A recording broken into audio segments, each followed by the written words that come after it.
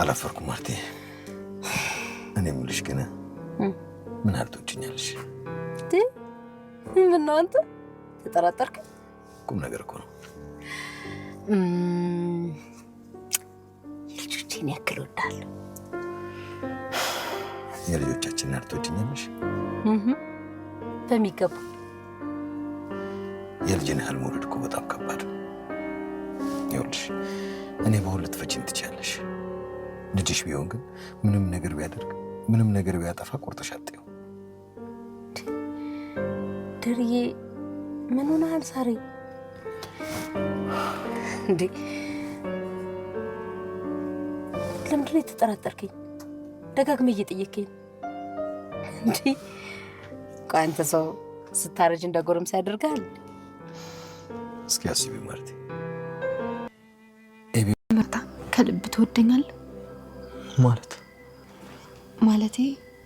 ማለቴ ከልብ ታፈቅረኛለህ?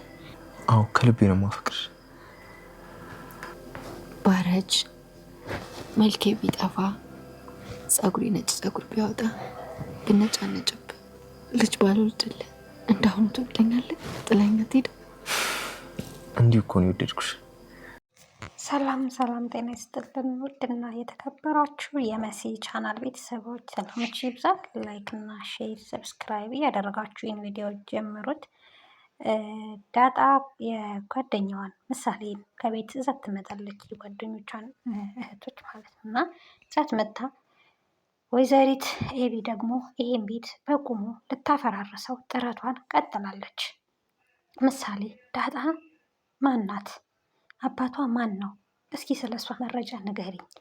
ምክንያቱም ኬክ እንድጋብዝሽ፣ ሁሉንም ነገር ከነገርሽን ኬክ ጋብዝሻለሁ ትላታለች። ዳጣ ግን ቀድማ ምሳሌን ስታመጣት እውነታውን ነግራት ነበረ፣ አስጠንቅቃት ነበረ። ለኤቢ የምትባል ተንከሲሳለች። ስለዚህ ምንም ነገር እንዳትነግራት ብላ አስጠንቅቃ ስለነበረ ልጅቷም አባቷ ማን እንደሆነ አልተናገረችም።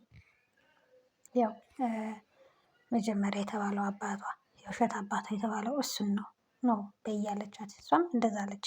መጀመሪያ ላይ ዳጣ ወደ ምሳሌ ቤት እንደምትሄድ ስለነገረቻት ልታስገድላት በፍቅረኛዋ በሚወዳት ልጅ ልታስገድላት ጠብቃ ፈልጋ ነበረ። ጠብቆ እሱም ሊያጠቃት ሲሞክር እሷ እውነታውን አውቃ እየተከታተላት እንደሆነ አውቃ እጅ ከፍንጅ ይዘዋለች ማለት ነው። እናም የት ልትሄጂ ነው ብላ ነው መጀመሪያ ወጣ ልል ነው፣ መቼ ነው የምትወጪው፣ ስንት ሰዓት ነው የምትወጪው እያለች መጀመሪያ አጣርታ ነበረ። ነገር ግን አልተሳካላትም።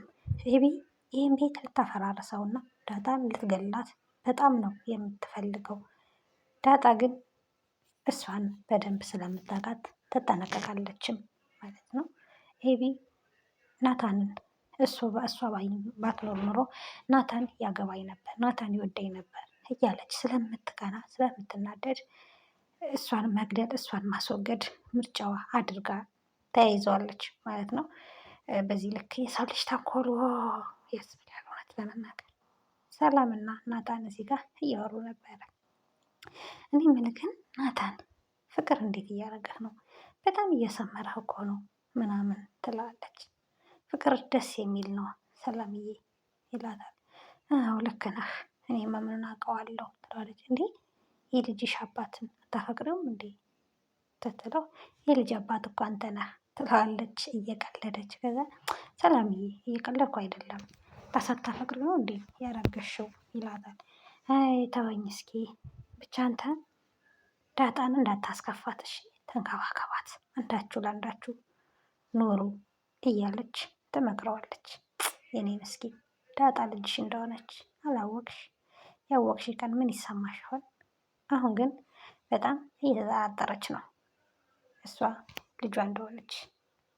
ናታንም ሰላምዬ አታስቢ፣ መቼም ዳጣን አልተዋትም፣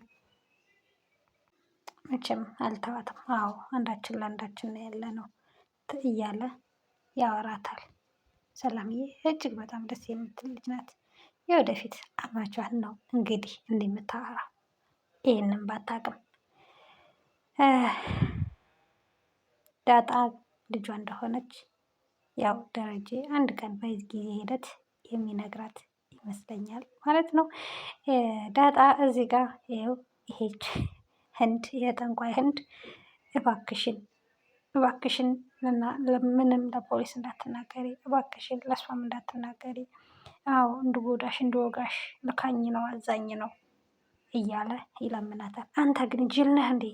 የማትወድህን ሴት ስትከተል የማትወድህ ሴት ይህን አድርግ ስትልህ እንደ ካብት የምትነደው ጅል ነህ እንዴ ትላለች። ዳጣ አልቻልኩም፣ ምን ላድርግ አልቻልኩም፣ እኔ ኤቢን በጣም ነው ማፈቅራት እያለ ይጃጃላል። እሷ ልትጠቀምብህ ነው፣ እኔም ብትገለኝ ራሱ መቼም ቢሆን ዳጣ ኤቢ አንተ አትሆንም እያለች ትመክረዋለች። እሱ ግን በጭራሽ ሊሰማ ፈቃደኛ አይደለም። በፍቅሯ ታውሯል። እዚህ ጋ የውሃ ጓደኛ ክፍለ ሀገር መታለች።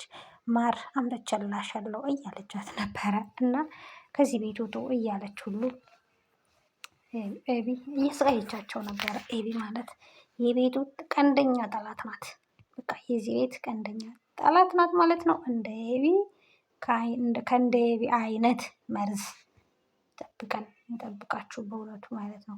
ቤቱን በቁሙ ልታፈራርሰው እየጣረች ነው። እሱ የምትፈልገው ናታንን የግሏ ማድረግና ማድረግ ብቻ ነው። ይሄ ደግሞ እጅግ በጣም አደገኛና ከባድ ነው። መቼም ደግሞ አይሆንላትም። ጋሽ ደረጀ ሚስቱን ምን ብሎ ቢጠይቃት ነው እንደዚህ የሆነችው? እጅግ በጣም ደንግጣ ነበረ። እሱ በፍራቻ በስጋት ከቀን ወደ ቀን በቃ ሊያብድ ምንም አልቀረውም። ማርትዬ ምን ያህል ነው የምትወጂኝ እያለ ይጠይቃታል። ምን ነው ተጠራጠርክ እንዴት ትለዋለች። አይ መጠራጠር ሳይሆን እንዲሁ ለማወቅ ነው ይላታል። የልጆችን ያህል ነው የምወድህ ምናምን ትለዋለች። ማርቲ ልጆችሽ እንደ ልጆችሽማ ሊሆን አይችልም። ምክንያቱም ልጆችሽ የሆነ ጥፋት ሲያጠፉ ለምሳሌ ኤቢ የሆነ ጥፋት ስታጠፋ ትሸፍኝላታለሽ፣ ይቅር ትያታለሽ፣ ታባቢያት። እኔን እንደዛ ባደርግ የሆነ ጥፋት ባጠፋ ይቅር ትይኛለሽ ማርትዬ ይላታል። እንዴ ምን ማለት ነው ደረጀ? አልገባኝም። ምን ለማለት እየሞከርክ ነው ብላ ታስጨንቀዋለች። በአንተ እኮ ነው ልጆቼንም ያገኘኋቸው። እንዴት እንደዚህ አይነት ሀሳብ ታስባለህ? እንዴት እንደዚህ ትለኛለህ? ትለዋለች። ከዛ እንባ ይተናነቃታል።